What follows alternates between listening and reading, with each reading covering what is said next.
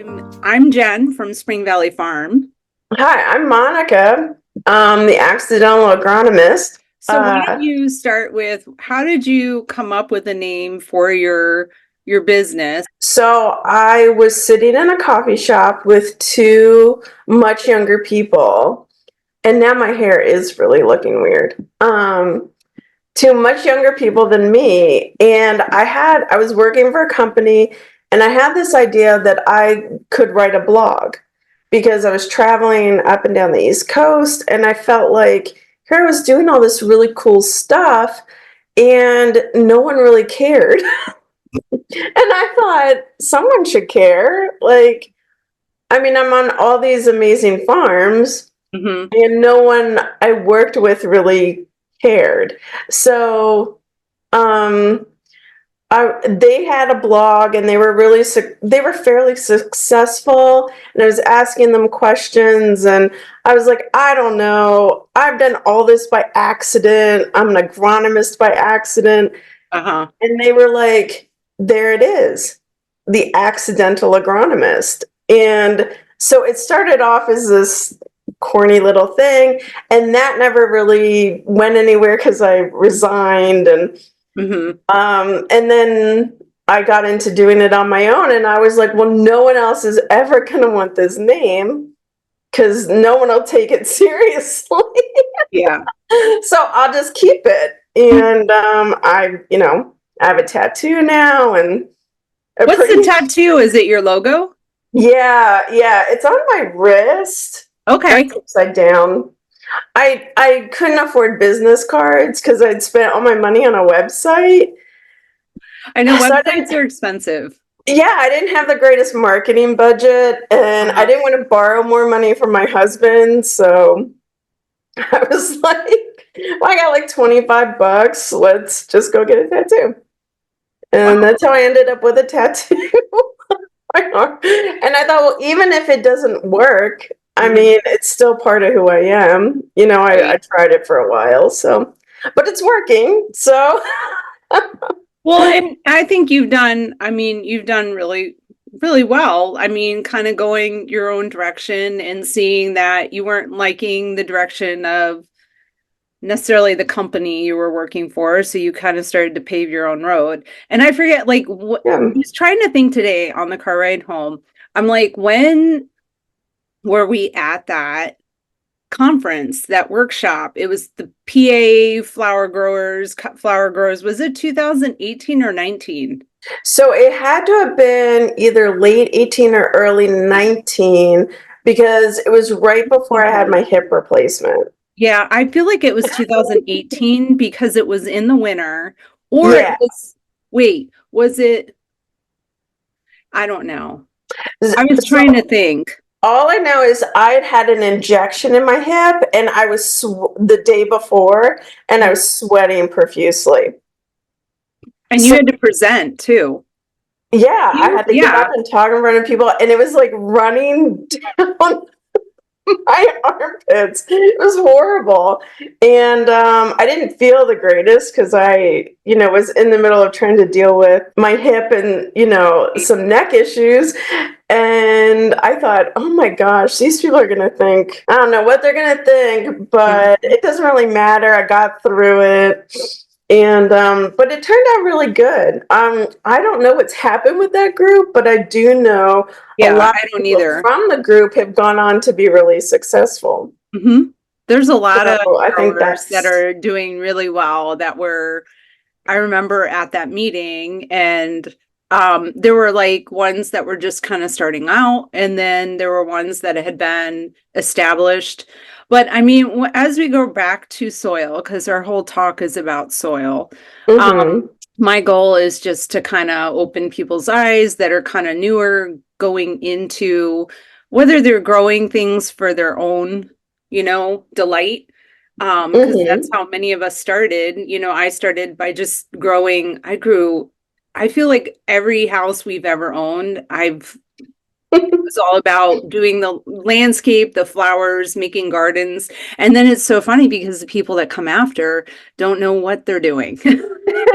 And so, like, we go back to the houses sometimes, and I'm like, oh gosh, you know, So it my garden at our old house, we had for 15 years, it's all grass now because uh, our son bought the house and he was like, I don't want that garden. And I was like, oh, okay. It was 15 years. Like I marketed heirloom tomatoes out of it. I mhm, wholesaled heirloom tomatoes.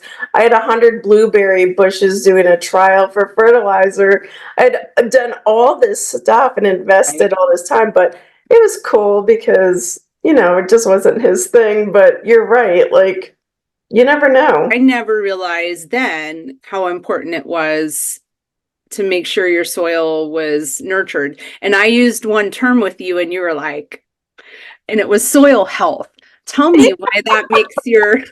I used it, but it doesn't mean everybody uses it. I don't know why it's in my head, but soil health, why does that bother you? So it's not that it necessarily, well, okay, it does bother me. Yes, it Okay. I think it because it just gives us a perception of soil. It's like I had one kid say to me one time, well, my professor told me soil is sexy. So I just think it gives us misperceptions mhm, about the reality of soil. Soil is not what is alive. You can't build soil. At best, you can amend it temporarily for what you need, but right. it goes right back to what it wants to be. And soil health is such a subjective term. My soil could be healthy because it's growing one thing, but in your eyes or your needs, it may not be healthy because it can't support that or grow that. Right. Right. So it's a very subjective term. I think soil fertility is more in terms like if you're growing for any production level, at really any level. I think even gardeners should use Mhm. that term, Yeah. soil fertility. It would give them a more realistic idea of what they're dealing with. Because fertility is really, I say that's where the rubber meets the road.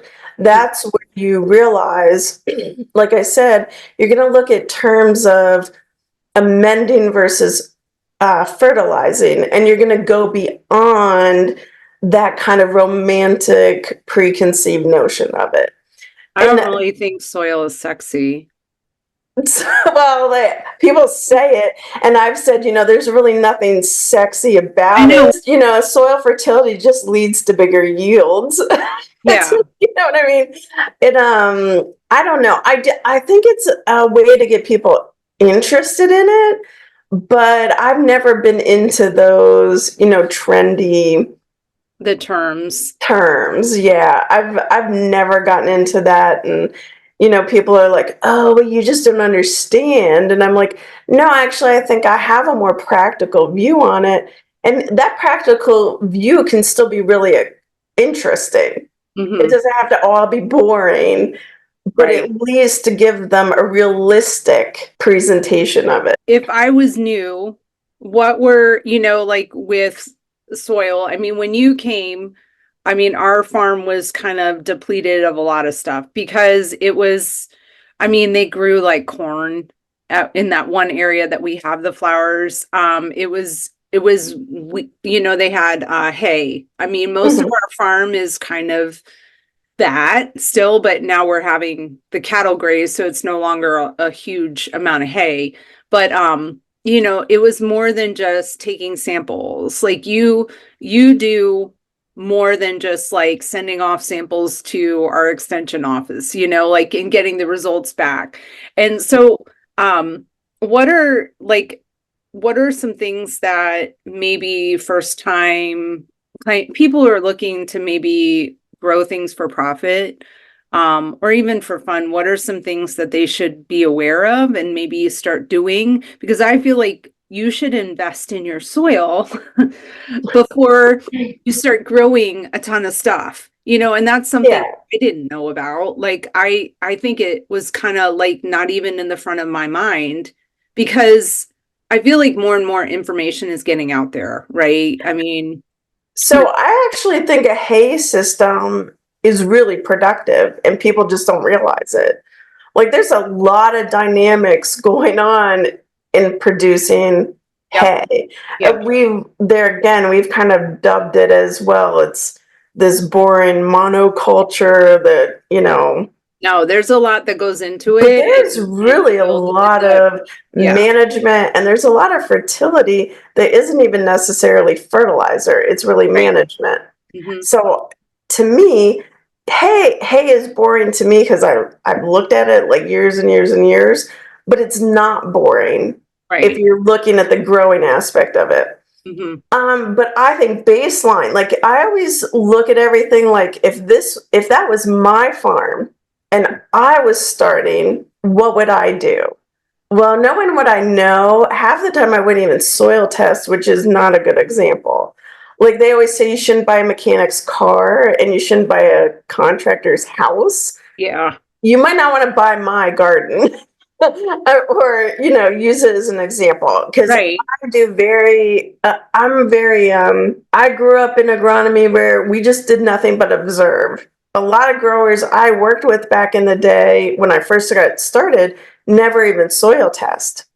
Like Yeah. it was just me scouting for them. It was them doing their own scouting. It was them watching their crops. It was them watching their animals respond Hmm. to those crops. So like way, way, way back when in the dark ages when I was writing on slate.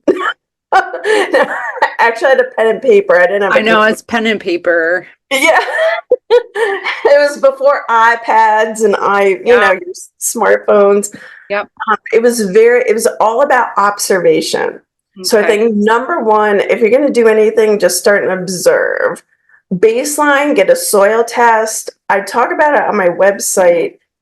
I forget which week it was. I wrote back in 2018. I did this 52 weeks of agronomy, and I go through a lot of different things. Hmm. The six key components to a soil test. You should get a baseline composite soil test. The more you start growing, the longer you're doing it, the more testing and the more fine-tuned your sampling program Hmm. becomes. But baseline, just start observing, take a soil test with, the key component things, and just grow what is good in your area. Like Yeah. don't get too fancy. That's what Take a I look. always say is start small. Like Yeah, for us, we just planted a bunch of things that we could direct seed. Like I yeah. wasn't starting seeds inside, and I still don't because I don't have the time. And I know that's my Mhm. limitation with working full time off the farm.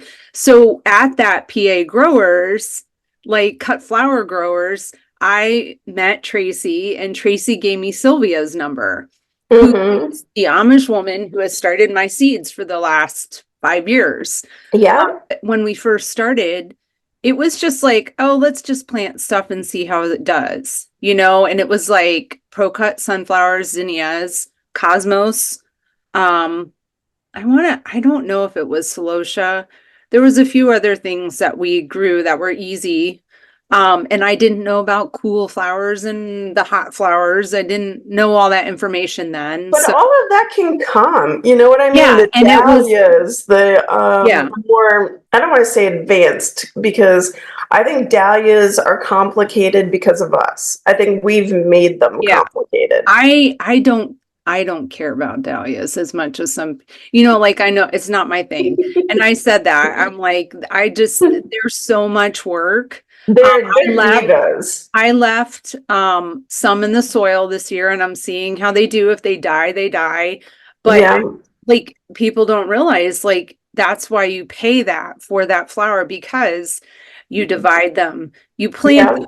Their soil has to be just so. I And in their thing is, it's a very varietal driven. I can make recommendations for dahlias, but Mhm. then we'll see within a dahlia field that those recommendations I made for one variety of dahlia, they're not doing so well with another variety Yep. of dahlia. So they even have agronomists, or I don't ever consider myself an expert. I just always say I know a few things really well, and Yeah. it makes me sound intelligent. And I just repeat those and fine tune them for the situation. Yeah. But dahlias really throw everybody for a loop, and really we've created them. We've Well, you either like them or you don't like 'em. I mean, yeah, it's either worth it for you or not. And when other people grow them better, I'm not going to invest as yeah, heavily into them because I can go to a person down the road and say, "Hey, I need these colors," and right, that to me is like an awesome luxury where I live because there's some flower farms around me that if I have a special event I'm doing for whatever, I'll be like, "Okay, I need these colors," and get them from them. But yeah, yeah, dahlias are like, but when we first started, I just kept it simple and tried to find customers. Like you just throw yeah. things out there, and I think that's how a lot of us have to start. It's by trial and error. But soil was And you're going something to that see I what sells and what yeah, doesn't sell. yeah. And I've never focused on that. It's trendier in style. Mhm. Do what you're good at. Like tomatoes are popular, but not everybody should be growing them. No, and I have You found know? like I feel like that's true. Like you figure it out and then Yeah. there's the error of wanting to grow everything. And I did that as Oh, well. Like I was like, yeah. oh, I'm gonna grow all these sort of things. I have a lady who's starting my seeds now. And then it's like, oh boy, what did I do? But yeah, I mean, the first thing what I liked is that you did the soil testing, but you also understand what the person's growing to base Yeah. recommendations because not all it's not as simple as adding nitrogen and phosphorus, like and there's other things that you Right. need to put in the soil. So Um, really pH will dictate what you can grow and okay, your irrigation. That's what I always right. say. Like I have growers that do nothing but manage pH and irrigation and they're rock stars. They do very little fertility, Okay, um, but pH and really that's why you need that first soil test is right. to see what your inherent pH is, where your soil is at, where it likes to be. That first soil test is going to show you, hey, this is where your soil likes to be. Here, research plants and varieties that Mhm. do well in that. And Or really, else you're you gonna can manage be pH. yeah. You're, I wouldn't say you're golden. You do have challenges and you need to do things, but that's your first management strategy, I think, would be pH. Well, and last year was a real curveball because we had a dry spring, dry and Mm. hot. And then it rained some, but then it got dry again. And so, like a time when I would plant sunflower seeds, they didn't germinate. It was very weird because our soil, and I never water. I don't And water. that's weird because sunflowers are Yeah. like the power horse. The first If all else succession fails, did you can not. always get a sunflower to grow. Yeah, and that's how bad it was last year because that's how dry the soil was. We didn't have, and people always are like, "Oh, it's raining all the," right now, we've been getting good drenching rains every week. Like tomorrow, well, yeah, tomorrow night into Saturday, about an inch, right? And I'm like, we need that. Like But we didn't, I think that's important for new growers too to realize is yeah, that weather happens. Like it yes, happens whether we want it to or not, and you need to just take that pressure off yourself because it's happening to everybody. yeah, So people are always like, "Oh, I need to do this and I need to control that." No, you don't. You can't control everything. no, So you just can't, you kind of roll with it. take the weather out of it and stop fussing Yeah, over it and stop. I heard someone say one time, there's never bad weather. It's a bad clothing choice.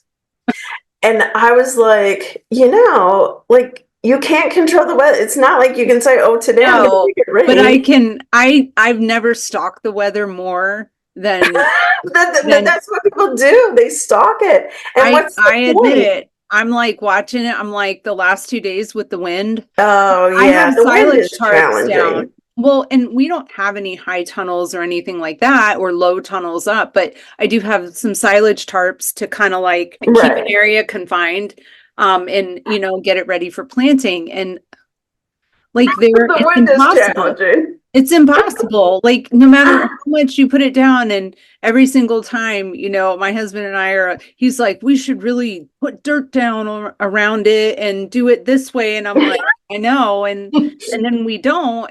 But it seems like it's fine. And then all of a sudden there's these 20, 30 mile an hour gusts and it blows everything, No, we So live on the side of a mountain. I would need yeah. cinder blocks, like Yeah. the whole way around the perimeter.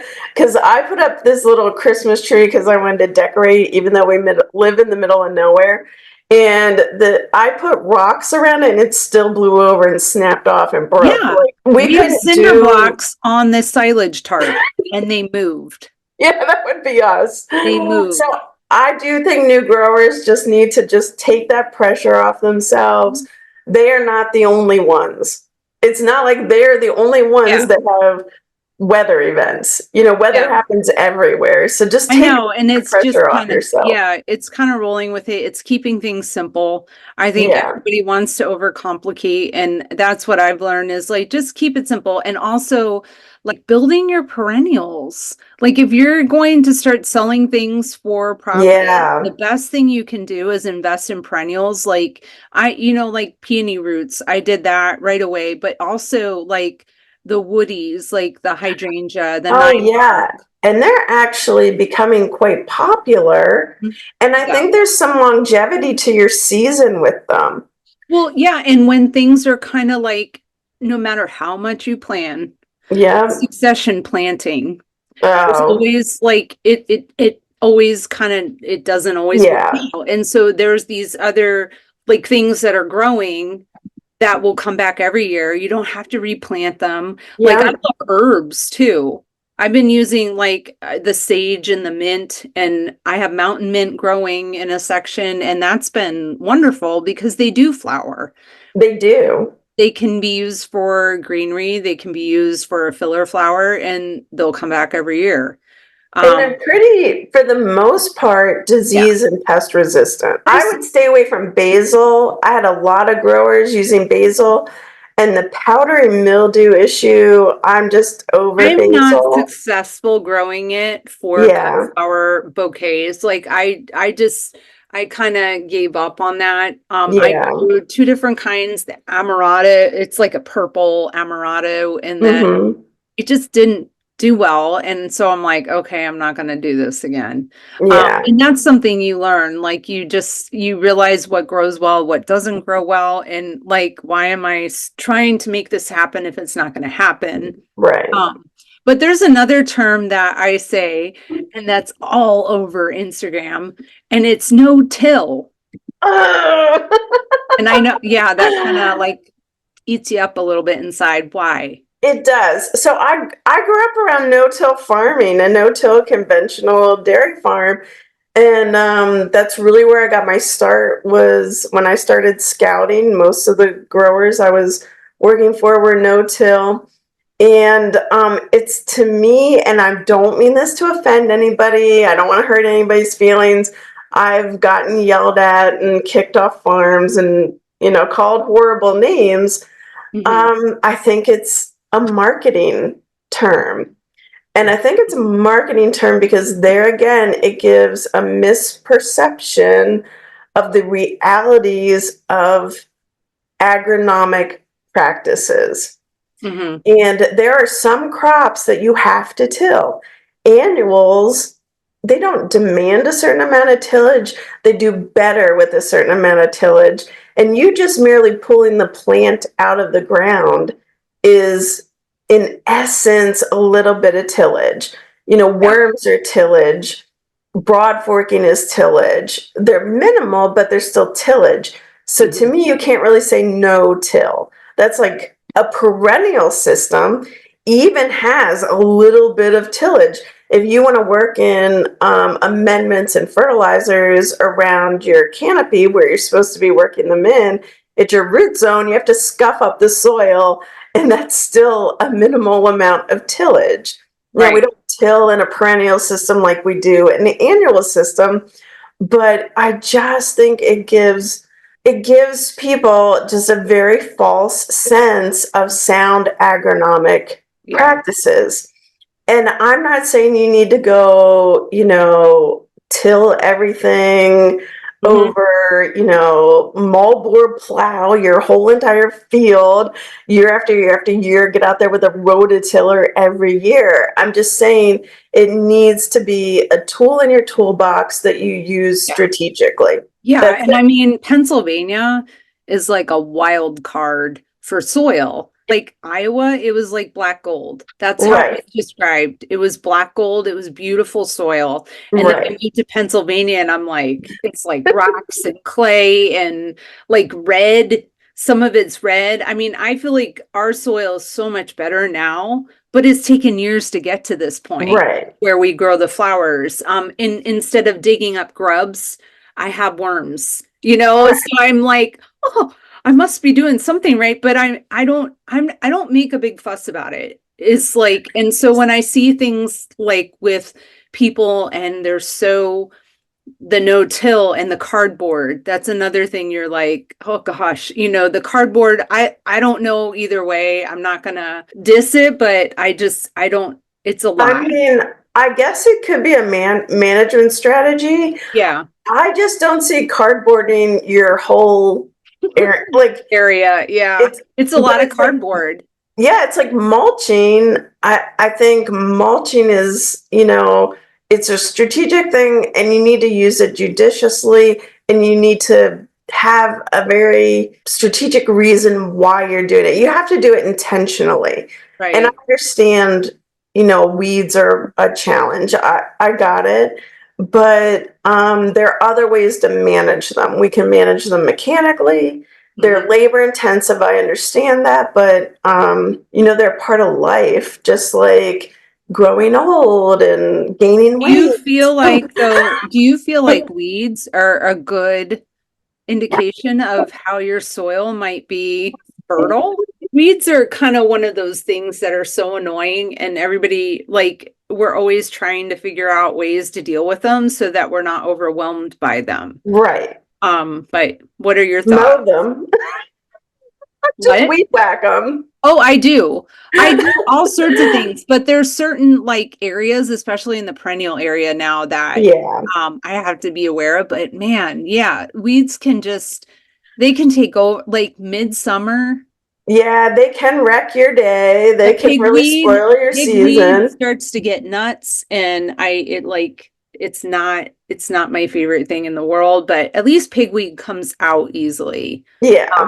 But yeah, it's like you need to be on it or else it overtakes everything. It doesn't even matter. Like you could have the best practices in the world. You could have leaf Yes. barrier down and everything will figure out a way to find the light. But that's So the point of them. Like yeah. I always say, and I've said this and I've said people because they say it's too risque, but soil is selfish. It wants to be what it wants to be, and plants are horny. A plant just wants to reproduce. It doesn't care that you don't want it to or you do, because the ones you do want to reproduce are like, no, maybe not today. And the ones you don't are like, hey. So, Exactly. So the weeds are horny. yeah, like I always say, like a yard full of grass is just like a bunch of horny teenagers. They just, they just want to have fun and reproduce. That's the point of a plant. So you just have to be mindful of that. And there again, it's like the weather. You know it's going to happen. Right. You just Yeah. have to practice safe reproduction and you have to mow them down and Yeah. sometimes use some sprays like vinegars and some Yeah. horticulture oils and things like that, or pull out the big guns if you have to. I'm not saying you should. Everything is a tool in your toolbox, you know. It's what works for you. Yeah. I think we're Yeah. feeling like social media like kind of causes some pressure to be a certain way and to like do things a certain way. And if you do, you're Oh, like the best yeah. person. So I think I people see have to like stuff. do what you can, what works for Oh, you. I saw something today. I can't quite remember exactly what it was, but I see things and like thousands of people like it, right? And Yeah, I'm like, oh, no, no, no, no, no. Like, you need to really think about this yeah. first. You shouldn't just jump into that, right? I know it's very Like, hard, and especially if you're a newer grower, all the information that's out there, it kind of just is mind-boggling. And I always want to remind people, it's what works for you, your schedule.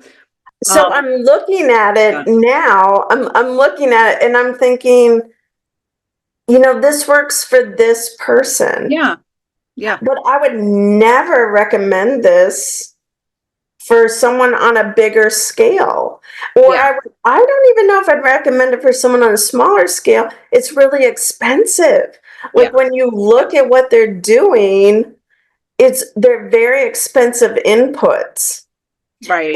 And I commend them. If they can afford that and they can do that, I think that's great, I right? know, and that's another important note is like budget. But some of these things are very, very expensive. And that's why I always say we need them. We need some of these things in our toolbox, but you use them strategically. Right. And you don't just like, well, because I'm trying to save the bees, which I think bees are important. Don't get me wrong. We need to save them.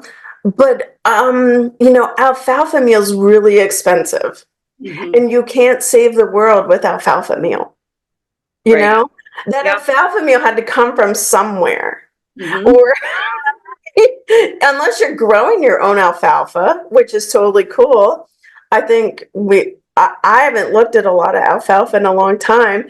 I got invited to go look at some in the next couple of weeks. I'm so fired up because they're going to put me in there side by side and take me on their alfalfa field, and that's very exciting for an agronomist. But it's like these things are expensive, and you need to just, I hate to say this, I think these people do them for likes. Like, look at how Yeah. cool I am. I do this. I don't know. I don't understand the whole social media thing, but just realize that they can do that for them. You might not need or be able to do that for you. Yeah. And your money might be best spent somewhere else or some other way. You know, you need to think about where you're going to get your return on investment. So, And with that, we have to wrap up. And oh, I know we could go on and on, but I appreciate you hopping on here tonight. And I can't wait to share this with people because yeah, I think it needs to be shared. And I think people need to realize the importance of soil and making sure that foundation is like taken care of before you start growing. So, yep. Monica, thank you so much. You are more than welcome.